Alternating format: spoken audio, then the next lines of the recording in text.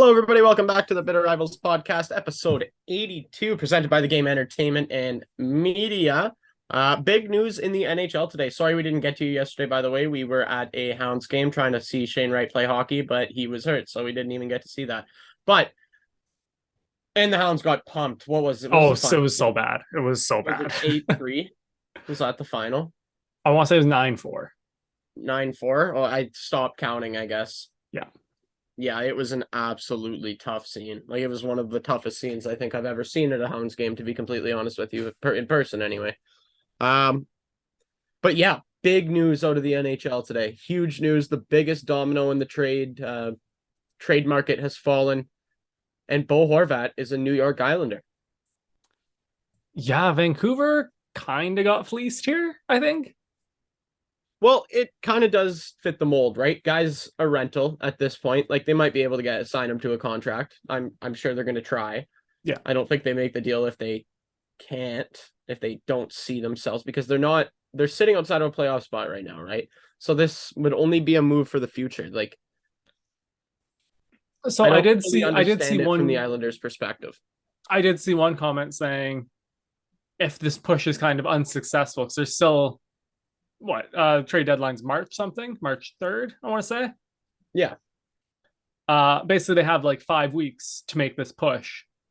And if they don't make that push, flip them for a better return than what they gave Vancouver. That's playing with fire, though, man. That's It truly playing is. with fire.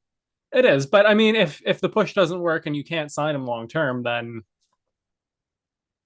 Yeah, I I don't guess it know. is what it is at that point. Like, what are you gonna do? Vancouver needed to get something for him, I guess, is where they're coming from. I feel like they could have got, you're right, though, more than Anthony Beauvillier, a conditional first and a prospect. Yeah.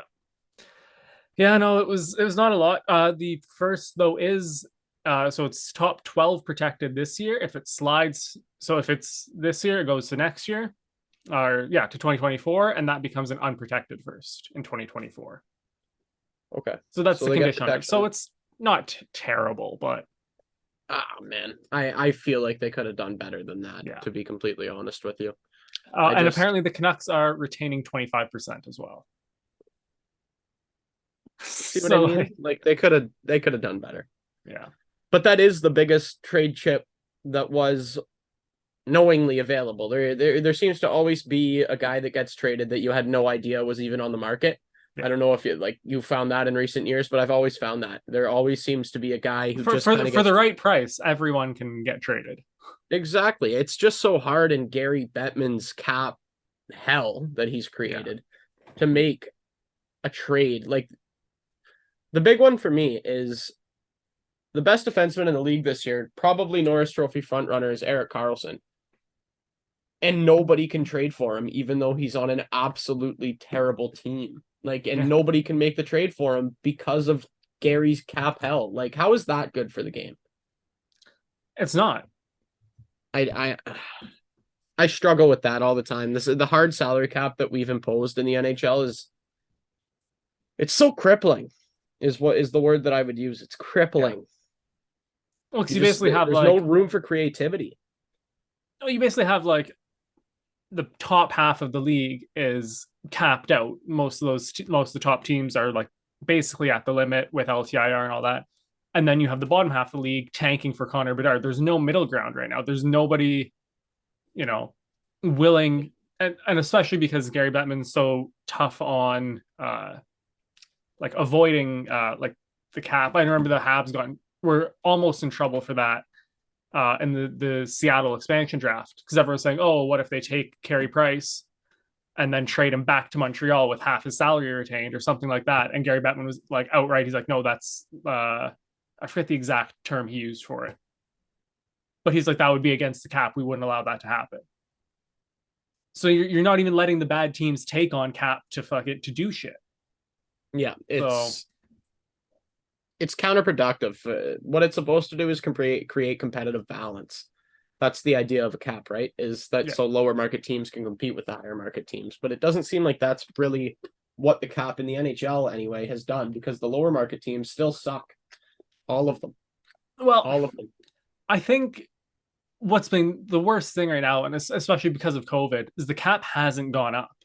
No, none. It's gone up minimally over the last even 5-6 years. Hmm. Um, and like, we look at a guy like Crosby never made over 10 million on a contract. Like that's nuts. But like back in the day when the cap was smaller, it made more sense. Now the cap's near, it's what, 82, 83 million, somewhere in that Yeah, ballpark. somewhere around there. I think it's like 82. And like it's just not gone up. It's been at the 80 mark for 4 or 5 years now. Like there's no room for it to grow. Like, Matthews is probably going to be a fucking 15 million a year player, but the Plus. cap the cap hasn't grown and it like to reflect that. Yeah. Yeah. Yeah. And you know who really gets sewered is bottom six guys because all these teams are paying so much money to the star players still, and they have to just plug those holes with $900,000, $2 million contracts, right? Like some guys are undervalued at that end because the guys on the top end are so high end, right? Like that's Yeah. just I don't know. It's it's an interesting dynamic what has been created because of the salary cap. And I know I follow other sports leagues with franchises and salary caps, and they're a lot more lenient with the salary cap. Like there's luxury taxes and all that. That's all we really need. Like that's all I think the NHL needs is a luxury tax. But that's a conversation for another day. We were supposed to talk about the Horvat trade. So let's get Yeah. into the actual trade. Um, First of all, from Vancouver's perspective, like I said earlier, you have to get him out of there. Like, and they're going Yeah. to be trading other players too, right? Like, they've admitted they want to embrace the tank. Like, Rutherford came out and said that. So that's what's going to happen. It just, what rubbed me the wrong way is I actually saw a quote from Bo Horvat from a couple weeks ago, or maybe not a couple weeks ago. Anyway, him talking about the fact that um, he was selected to the All-Star game. And he said, I don't think they'd trade me before I went to represent the team at the All-Star game. But who knows? The way this year has gone, anything can happen. And look what happened. They did it. They did exactly that. They traded. And actually, I'm very curious to see what happens. We'll talk about that at the end because it's way less important. But what Yeah. happens with the All-Star game? Like, who does he represent now? It's kind of a weird situation. But it's just from that organization and the way that they've operated this year, I'm nowhere near surprised that they did their captain like that. You know what I Yeah. mean? He's been in, how long's he been there now? Six, seven, Drafted in 2013. so there you go. Almost 10 years. This guy played for the Vancouver Canucks and is their captain and is their best player, was their best player up until he got traded earlier today. Yeah. This year anyway. And I don't know. It's a tough situation. And from the Islanders' perspective, um again, they're not in a playoff spot right now. So I don't really understand what they're trying to accomplish by giving up, a plug and play player in Beauvillier, centerman. Not the best numbers this year. I think he's only got 9 goals, but Yeah. he's still a good player. And they give up their best prospect and the first. For what? For a rental for what? Yeah, that's like I said, like if they don't make that playoff spot, then but also at the same time, I think Vancouver could have got a better return. So I don't think the Islanders got totally ripped off if they don't make No, the playoffs. it doesn't make sense for me for No. them to make the trade. It's not that they got ripped off. It's not that they paid too much. It's just they're not in a position to be acquiring a guy like that right now. Yeah. That's what I don't understand. I think like my final point on this is I'm glad he's not a Boston Bruin. Boston Bruiner, Tampa Bay Lightning, that Yeah. those thank the Lord. Thank the Lord. But yeah, and I don't know that he's that guy who's going to put the New York Islanders over the top and into a playoff spot. Am I wrong? Like, I don't think he's that guy. I don't think so, but I don't I think the price they paid on that gamble is not terrible. Yeah, and crazier things have happened. Exactly. So Moving on to some Leafs Habs. Sorry, we usually start with that, but we figured with the breaking news we'd get right to it. Leafs land, Morgan Riley scored his first goal of the season. First goal actually since April of 2022. So that kind of was crazy to hear. And yeah, it was a relieving goal. John Tavares, big night for the captain Sunday night. 1,000 games in the National Hockey League. They had the silver stick ceremony as they do with 1,000 gamers. They had a cute little silver stick for his kid, little mini stick. It was adorable. Yeah, and it was great. Nobody deserves to be recognized and honored more by his teammates, fans, and family than John Tavares. He's one of the most stand-up guys in the entire league, I think. Oh, I don't think definitely. anybody would ever have a bad thing to say about John Tavares, to be completely honest with you. No. That's he's the epitome of class. And yeah, that's that. So stick taps. Yep. Stick taps to John Tavares. Leafs win against Washington on Sunday night. Uh, pretty tough loss to Ottawa on Friday night. No Saturday night game this week, as I mentioned last week. But the Friday night loss to Ottawa was well, it was like probably the worst game the Leafs have played this season, to be completely frank. Like they just sucked. They sucked. And that's the score showed it. And that leads me to the next thing, which is Matt Murray. Man, oh man. Did I see this coming? The book on Matt Murray coming in was he'll put up reasonable goaltending numbers when he's playing. But you don't know how much he's going to be playing, right? I think a lot of people, when these two signings came in, kind of thought that it was going to be Murray taking up most of the workload, with Samsonov as kind of like a secondary, like, oh, nice, we signed that guy too, kind of thing. Especially considering as an RFA, Washington just gave up on him, right? When a team gives up on a young goaltender like that, you're not expecting a whole lot out of him. We've got a whole lot out of him. We've really got a whole lot out of Ilya Samsonov. And we've needed to, because Matt Murray has been hurt for a decent portion of the year. On top of that, there's been a few times where he's gone in and he hasn't been very good. His last game that he actually played, he got pulled in favor of Samsonov, and we ended up winning the game. So I don't know. He left the last game, there, that game against Ottawa, my apologies, with a flared up ankle injury. He hasn't played in like 10 days before. He hadn't played in 10 days before that. So what's going on here? And the other thing too with that is he stayed on the bench and backed up Samsonov. So he was able to play. And it just so happened that that was against his old team, right? Like it's frustrating. It's extremely frustrating. Like you really wanted him to play that game. He puts Samsonov in a terrible spot. Samsonov has his worst game of the year, and the Leafs played their worst game of the year in front of him, and it was just a recipe for disaster. It was terrible, and yeah, that's kind of what the worry is right now. Is what the hell is going on with Matt Murray, man? So do you think this is kind of the beginning of the end for Matt Murray in Toronto, or what?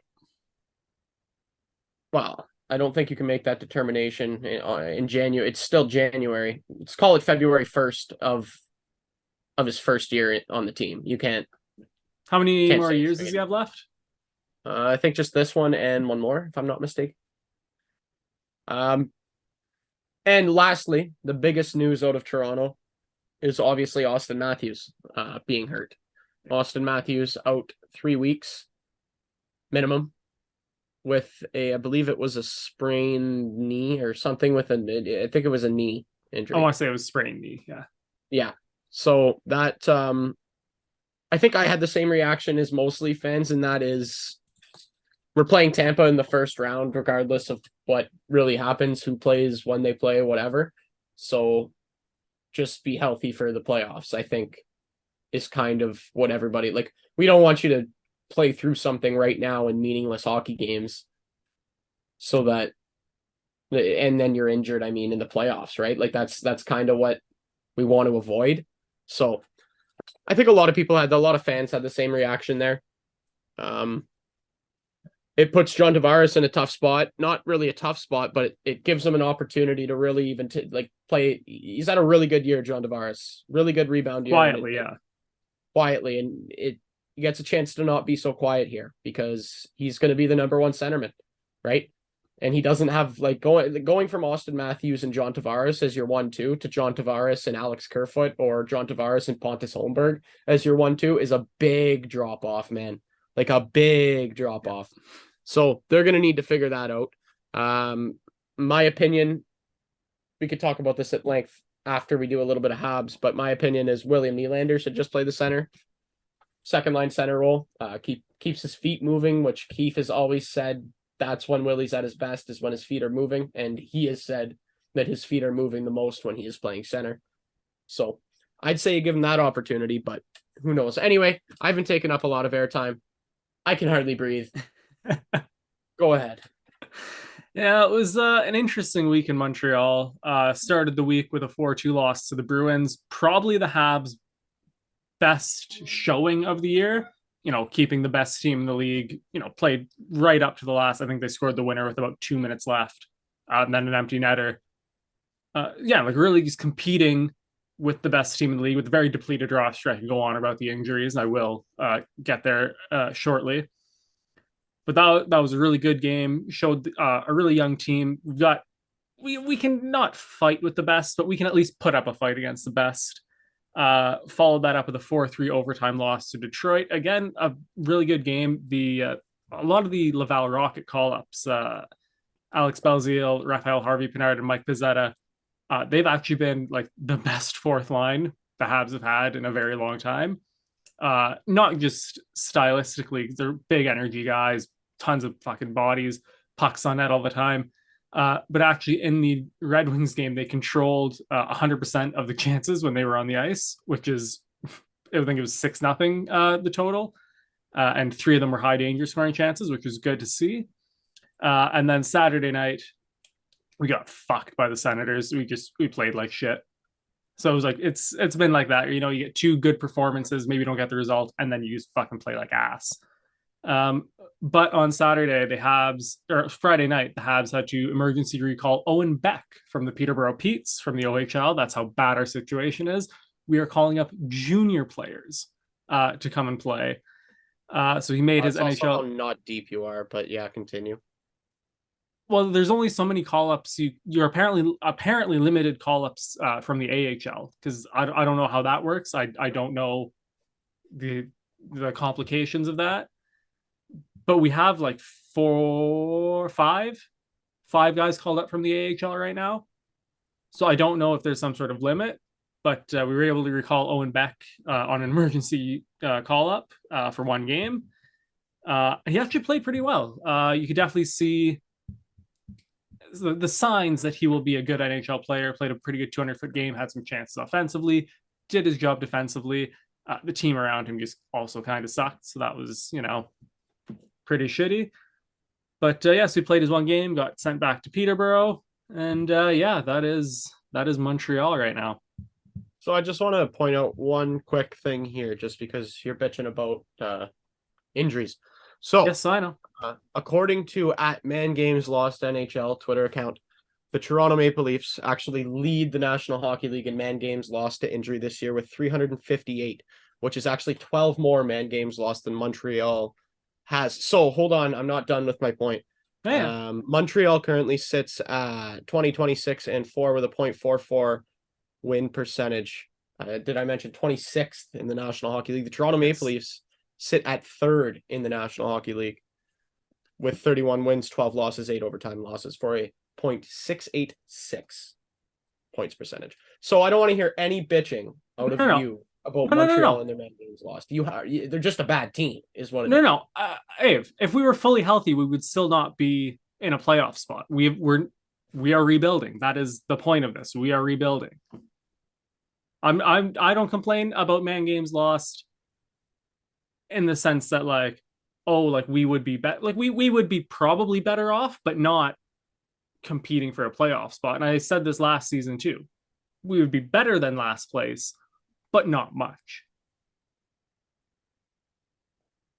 And also we had like 700 man games lost last season, so like fuck. I don't even want to talk about last season. Yeah, no, I don't either. Trust me. I have no interest in talking about last season. So yeah, let's talk about the All-Star game. All right.